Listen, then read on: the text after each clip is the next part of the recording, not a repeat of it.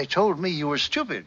You don't sound stupid to me. I can be smart when it's important, but most men don't like it.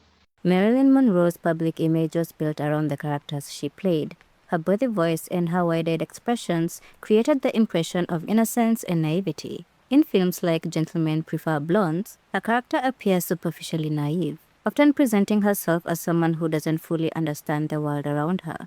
And this strategic performance is designed to specifically indulge the male gaze. Her character understands exactly how she is perceived. She recognizes that men underestimate her, and she uses that underestimation as leverage. A performance of innocence becomes a form of social currency. By allowing men to believe that they're smart ones, she creates situations in which she retains practical control. The character is not dumb. She is operating within a system that rewards the appearance of unintelligence in women. The problem is that audiences did not always interpret this performance as intentional. Monroe's exaggerated femininity was taken as her being authentic rather than a curated public strategy. Her persona became detached from its performative nature and reinterpreted as evidence of genuine dumbness. Over time, the distinction between Monroe the actress and the characters she portrayed began to merge with each other. This misinterpretation has lasting consequences. Monroe herself was a smart woman. She studied literature, wrote poetry, and took acting seriously as a craft, and she was a phenomenal actress. She demonstrated a level of artistic self-awareness that contradicted the stereotypes she had come to represent. Yet the persistence of her public image overshadowed this reality. Her body became the topic of conversation more than her mind. This dynamic shows the core function of the dumb blonde trope within the logic of the male gaze. Monroe's value within the visual economy of Hollywood was tied to her ability to be seen. Her desirability was emphasized to an extent that her mind became irrelevant. She was framed as an object of fascination rather than an intellectual being. Monroe's image provided a template that future media would reproduce repeatedly. The dumb blonde trope, as it exists today across decades of television, film, and advertising, has been replicated so many times that she has become almost a necessity in media. In Friends, Rachel Green enters the story as a runaway bride who cannot even do her own laundry. Her incompetence is played for laughs, her helplessness is framed as endearing rather than concerning. The humor depends on the audience recognizing that Rachel has been protected from reality for so long that she cannot function within it. Similarly, in The Big Bang Theory, Penny exists as the outsider among geniuses. Her lack of scientific knowledge becomes a recurring punchline, reinforcing the idea that her value lies not in her brain, but in how she looks and how she makes the male characters feel. Space-time. Interesting. So that would mean that... Can't do this by myself, buddy.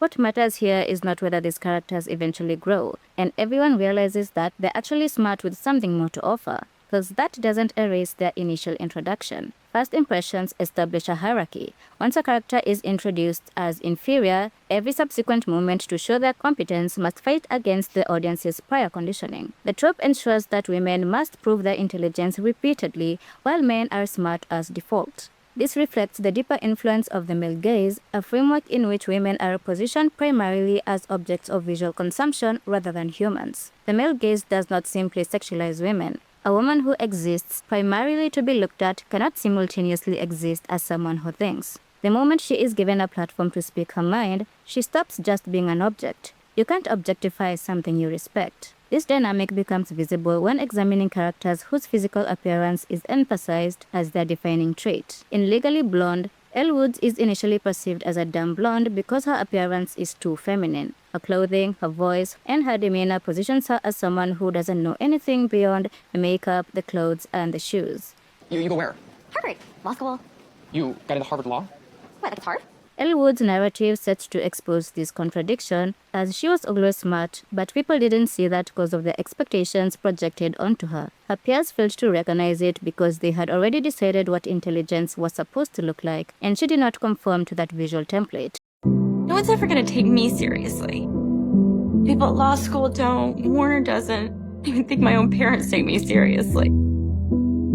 It just felt like, for the first time, that someone expected me to do something more with my life than just become a Victoria's Secret model. But I was just kidding myself. Callahan never saw me as a lawyer, he just saw me as a piece of ass. Just like everybody else. The thing about tropes is they control perception. Once people decide someone is dumb, they start seeing everything through that assumption.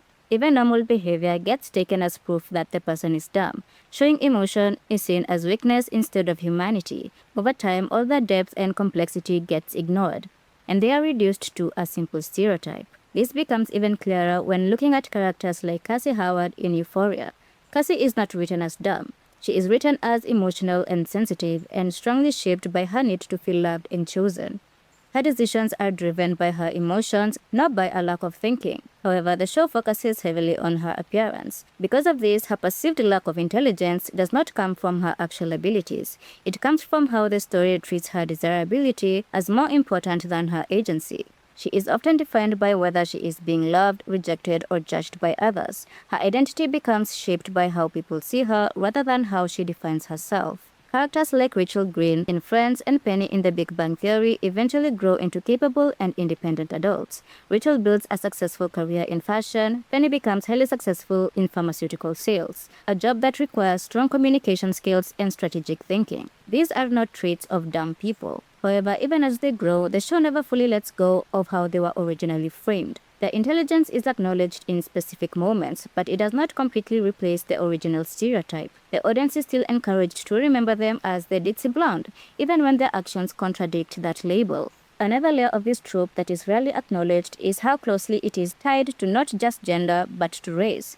The image of the blue-eyed blonde woman has historically represented more than beauty. It has represented proximity to whiteness in its most idealized form. This proximity carries social privileges that shape how these women are perceived, protected, and treated. When a blonde, blue-eyed woman is seen as naive, innocent, or doesn't know any better, that perception often softens how her actions are judged. Her mistakes are more likely to be framed as harmless rather than intentional. Her emotional reactions are more likely to be seen as vulnerability. Her ignorance is interpreted as innocence rather than incompetence.